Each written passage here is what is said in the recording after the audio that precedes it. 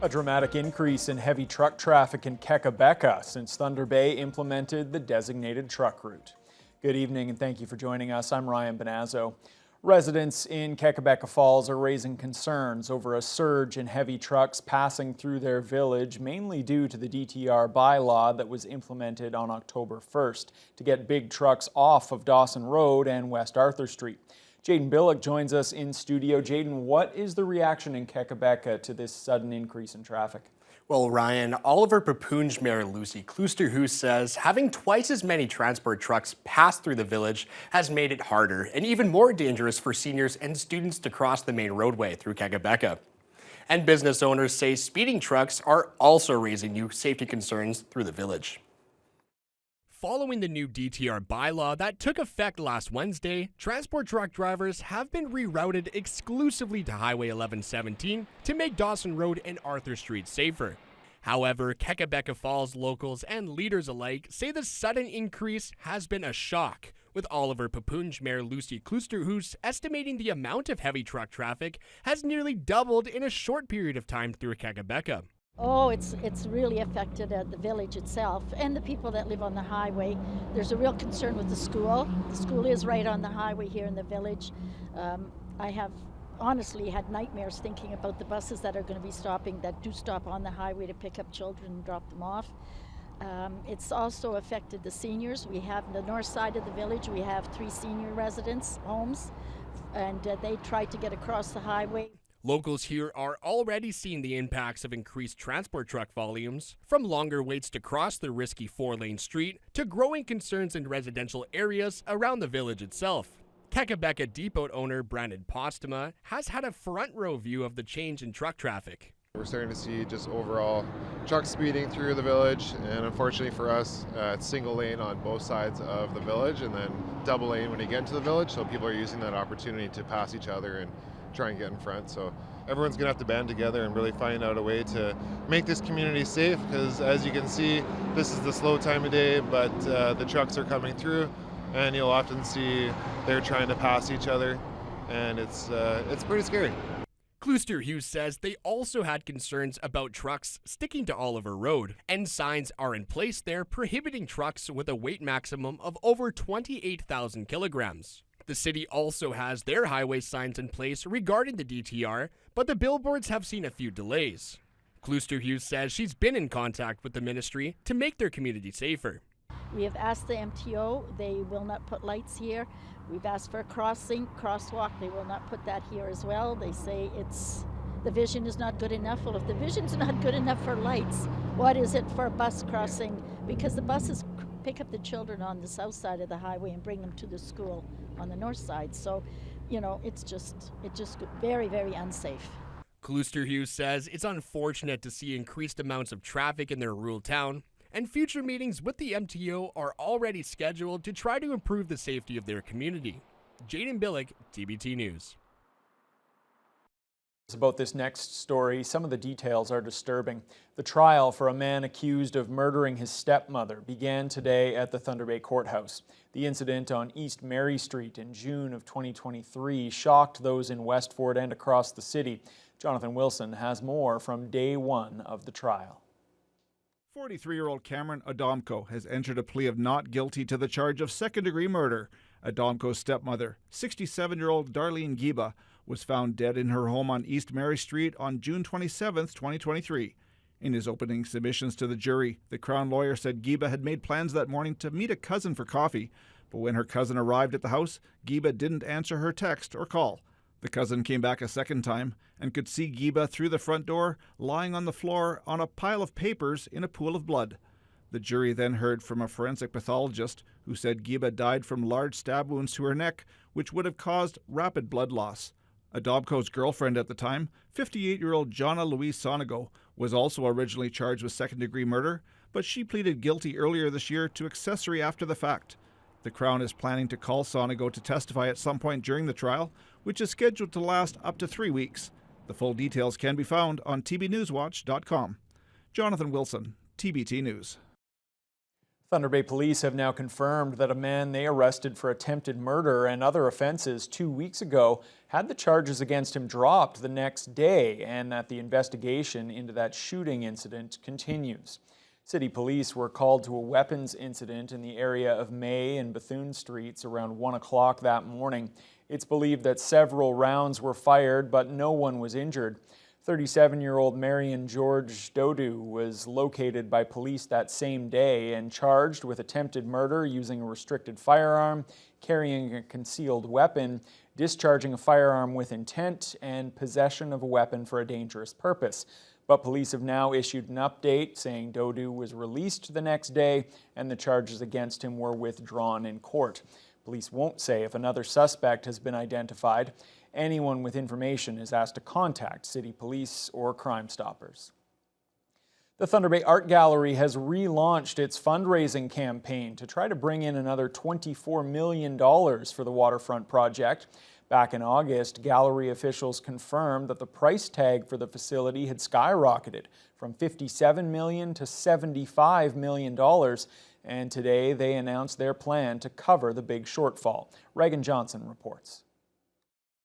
2 years from now, art gallery officials say this building will be the gem of the downtown waterfront. It's been under construction since 2023, and the budget has risen several times over the years. The current budget is $75 million, with just over $51 million secured from governments and donors so far. Executive Director Matthew Hills spoke about how they plan to fundraise the remaining $24 million they require to finish the project. We are making an effort. We have a philanthropy strategy in place. This is going to be a national and provincial effort to raise funds. We're working closely with corporate partners in the community, also in businesses in the region, to identify good partnerships as well as family foundations and individuals who can give transformatively. The gallery has a provincial and national profile, and our collection is a resource and benefit. We hold it in trust for the nation, obviously with priority on our community, but we understand that the funds and getting this over the finish line can't exclusively be done in community. It needs an effort across the board. The increase in price tag can be contributed to the construction duration and investments around the building that benefit the city. Hill says that the project will boost the local economy, with the new location increasing their annual visitor numbers from 20,000 to over 35. Co-chair of the gallery's board of directors, John Hodson, spoke to the intention of this building. The final stretch to finish this great project that will be here for the next 100, 150 years, where our grandchildren, our grandchildren's grandchildren's grandchildren will be.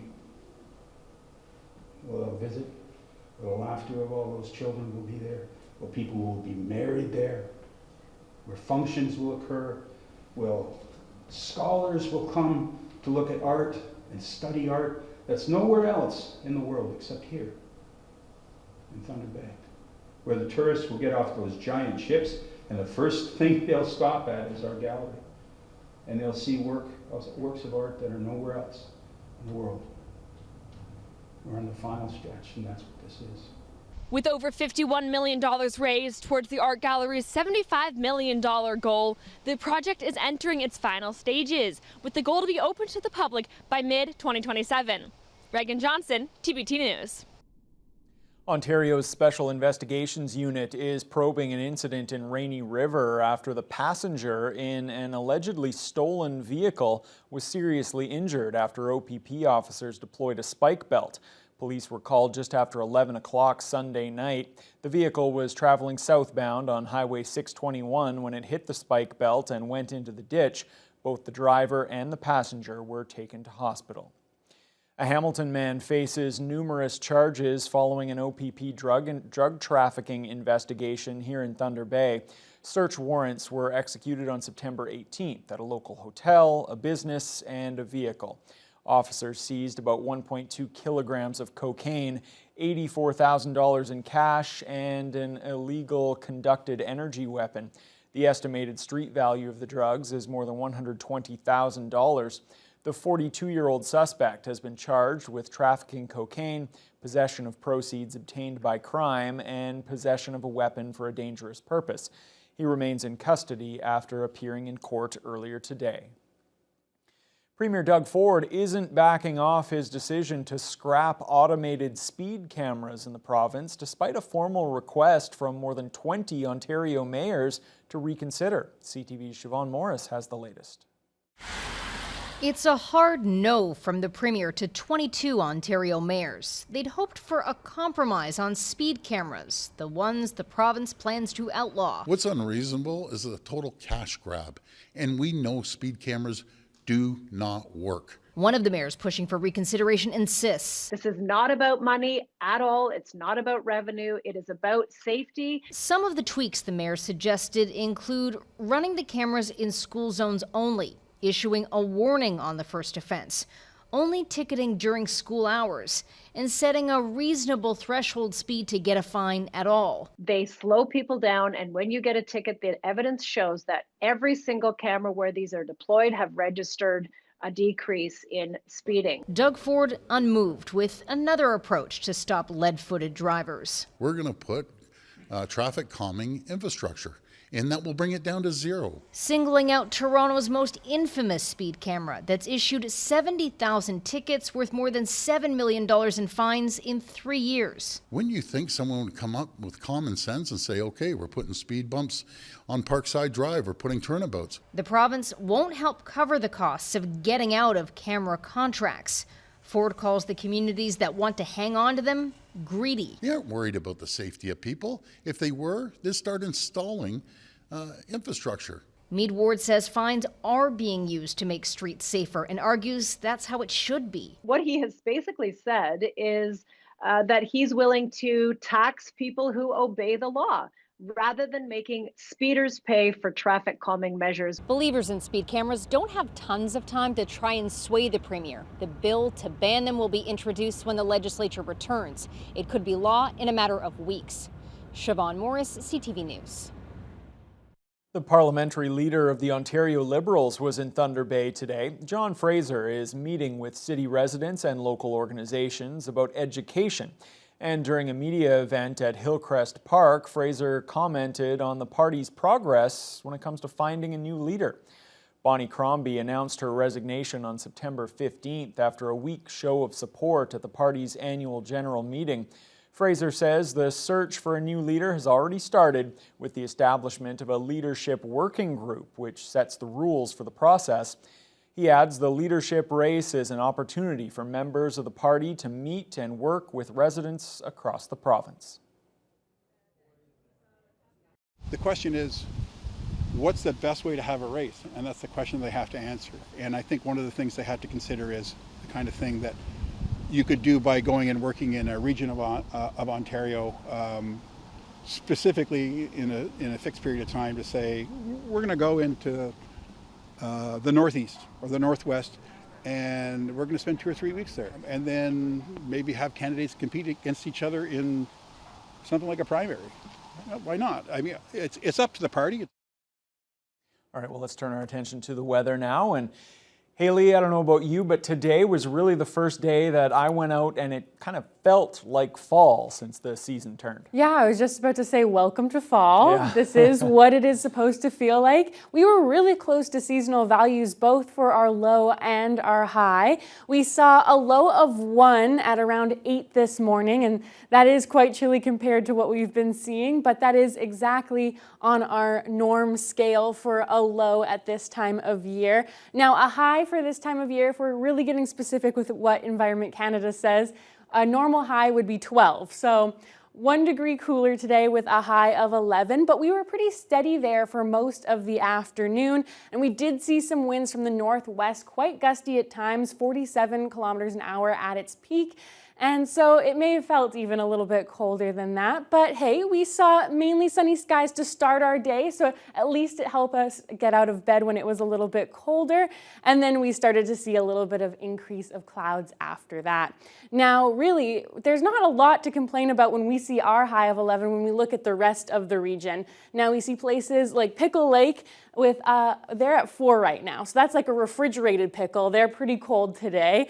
In Red Lake, they are also also pretty chilly. Their high today was 6, and they had a low of 2 overnight, so they still stayed above the freezing mark, but they didn't get quite warmer. And they did see a brief rain shower in the afternoon, and actually areas to the north, that's really what affected them here, was not only those northwest winds, as that was a trend across majority of the region, but also some light rain showers throughout. Sioux Lookout saw it for most of the day. Pickle Lake saw it majority overnight for them.